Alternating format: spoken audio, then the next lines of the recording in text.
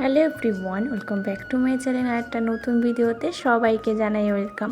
আজকে ছিল নবমী সকাল থেকে কোনো ভিডিও শ্যুট করা হয়নি, কারণ বাড়িতেই বেকার বসেছিলাম। তো সন্ধেবেলায় বেরিয়ে পড়েছি, মামা নিয়ে যাচ্ছে আমাদের ঠাকুর দেখতে। কারণ মামাকে বলেছিলাম একদিনকে বের করো টোটোটা নিয়ে আমাদেরকে, কারণ আমরা তো এবছর কোথায় ঘুরতে যেতে পারিনি, তাই জন্য মামা টোটো করে আমরা সবাই ঘুরতে গিয়েছিলাম।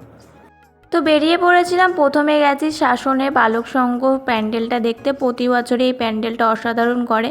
তারপর সাহাপাড়ার ওইদিকে যেতে যেতে রাস্তার খুবই খারাপ অবস্থা, তাই জন্য তোমাদের দাদাভাইয়ের স্কুটিতে আমি উঠে পড়েছিলাম। তো স্কুটিতে তেল ভরতে গিয়েছিল বলে মামাদের সাথে দেখাটা হয়নি, কারণ মামারা আগে বেরিয়ে গেছে, আমরা পিছনে পড়ে গিয়েছিলাম। তারপর মারা ফোন করাতে এই যে সাহাপাড়া প্যান্ডেলটা মারা দেখে প্যান্ডেলের সামনে দাঁড়িয়েছিল।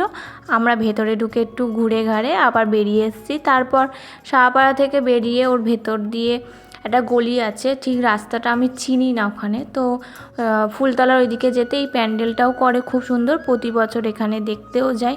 প্যান্ডেল থেকে মায়ের দর্শন করে আমরা বেরিয়ে পড়েছি, কারণ পাশেই মেলা ছিল, মেলাতে তো মেয়েরা তো গিয়ে কানের দুল সংসারের জিনিসপত্রে গিয়ে আটকে পড়ে। তো তেমনই মা, মামি আর দিদা দুই বাচ্চাকে নিয়ে ওখানে চলে গেছে, গিয়ে কী সব কেনাকাটি করেছে।